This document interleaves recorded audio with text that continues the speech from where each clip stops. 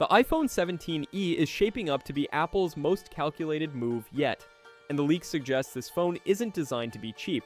It's designed to be dangerous. Dangerous to mid-range Android phones, dangerous to Apple's own older models, and dangerous to anyone still calling this lineup budget.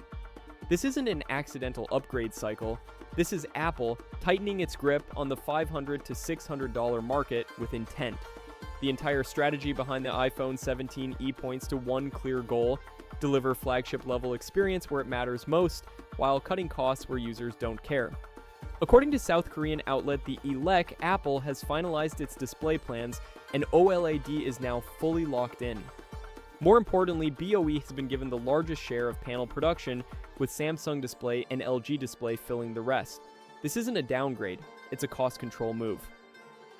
Apple is confident enough in BOE's quality to ship millions of units while reducing dependence on Samsung. For buyers, this means a high-contrast OLED screen without a price hike, and for Apple, it means higher margins at entry-level pricing. Apple's confidence shows up again in shipment projections. Reports indicate Apple is preparing to ship around 8 million iPhone 17e units in the first half of 2026 alone. That number is aggressive for an entry-tier iPhone, and it signals expected demand from users upgrading from older home button models, aging iPhones, and even Android users looking for a secondary device. Apple clearly believes the 17th won't be niche, it'll be mainstream.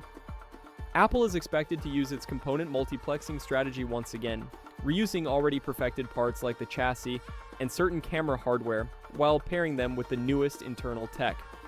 The iPhone 17e is widely rumored to launch with the A19 chip, placing flagship-level performance inside a mid-range shell. That means faster speeds, better efficiency, longer battery life, and software support stretching 5 to 7 years. On raw performance alone, this phone could outperform many Android flagships costing hundreds more. Feature-wise, the leaks suggest Apple may finally give the E-series MagSafe support, eliminating one of the biggest compromises of previous models. There's also talk of Apple possibly moving away from the notch toward Dynamic Island, though that remains uncertain. The rear camera is expected to stay at 48 megapixels, but the front camera could see a meaningful jump to an 18 megapixel center stage setup, optimized for landscape video and content creation.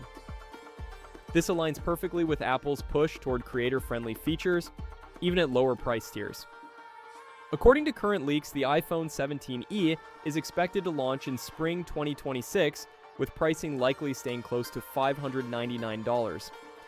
If that holds, Apple won't just be offering a cheaper iPhone, it'll be redefining what entry-level really means.